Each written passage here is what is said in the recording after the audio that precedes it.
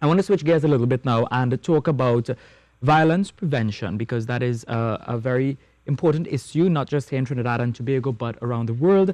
I have with me Mr. Rick Shaw, who is an expert in violence prevention, and also Dr. Natalie Humphrey, who is the clinical director. Good morning and welcome. How are both of you this morning? Good morning, we're well. Good, thanks. Rishi. I want to start with you, Mr. Shaw, because I understand you are here to be part of the launch of a platform to prevent violence. Yes, we're going to be working with some local schools, 6 of them, I believe. We're going to be kind of a pilot, just kick this off.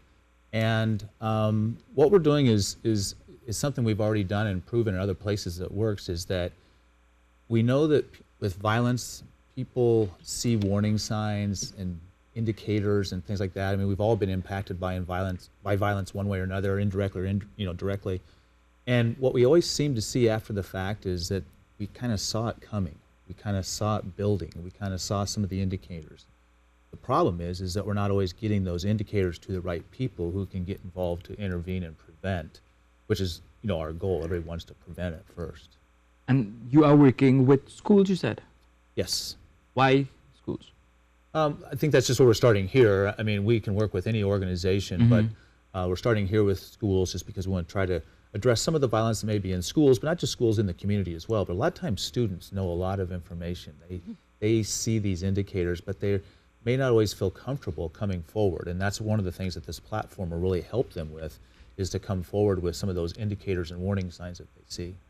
And Dr. Humphrey, I see you nodding here, because there's also a conference coming up on September 14th. Absolutely. We, Elder Associates Limited, will be celebrating our 25th anniversary by launching this platform that we're doing in partnership with several schools in Trinidad and Tobago. And so we're inviting the community to come out and hear about the platform, because it is actually very interdisciplinary. And we want people from a variety of backgrounds to hear about this exciting project.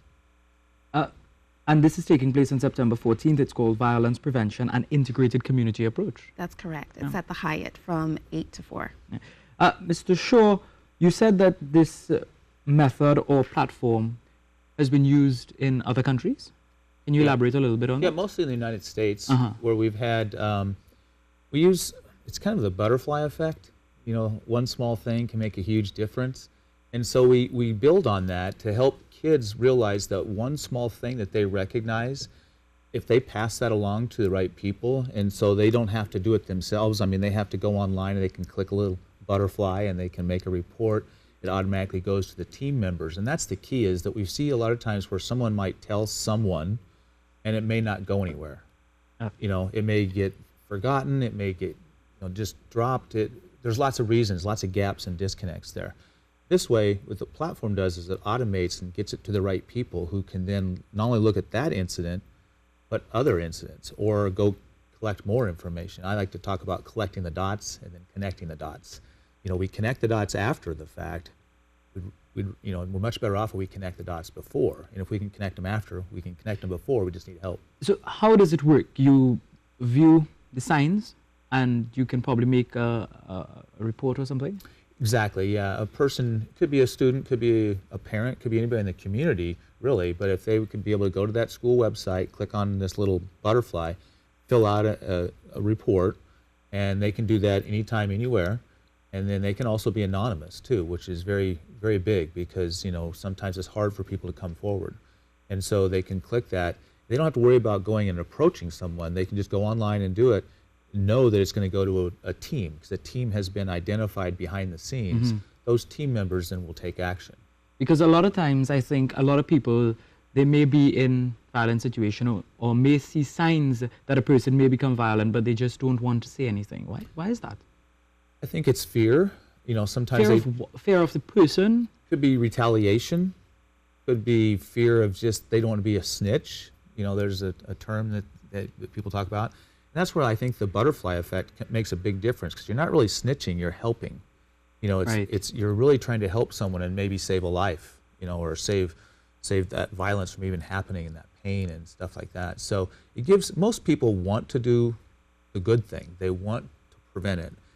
We just don't always give people the right tools to take that action. And this tool, as you said, in the US, it has proven to be a success. Absolutely. Yeah, we've got big schools, little schools. You know, we've got organizations. It's new. It's different. It's definitely taken prevention to the next level, but it's definitely proven and working. And you would be a featured speaker at the Violence Prevention and Integrated Community Approach event, which is coming up. Yes. What can we expect to hear from you there?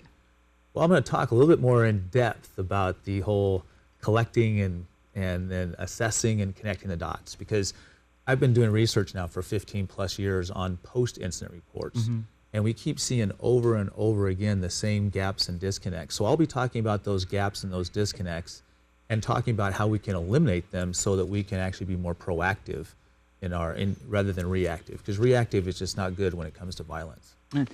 And Dr. Humphrey, Yes. there will be other guest speakers as well. I know Renee Cummings. Yes, Renee Cummings will be there talking a little bit about how to identify the signs of violence. We have Dr. Budram, who's a tactics specialist, who will be talking about how to stay safe when you're in a violent situation. And we'll have Dr. Sharon Gopal McNichol, who will talk a bit about delivering mental health care to prevent violence.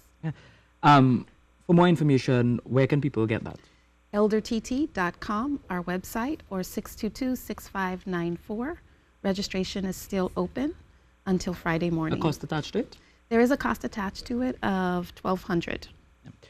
And what would be the one thing you think that people should take away from this? That there are more than one cause to violence and more than one solution to violence, and everyday people need to be armed with the different approaches and solutions to violence. All right, thank you very much, Dr. Natalie Humphrey, Clinical Director, and also Mr. Rick Shaw. He's an expert in violence prevention, for coming in and chatting with us, because violence is something that we really need to address in Trinidad and Tobago and around the world as well. So thank you both for coming in. And for more information on this conference, you can call 622-6594.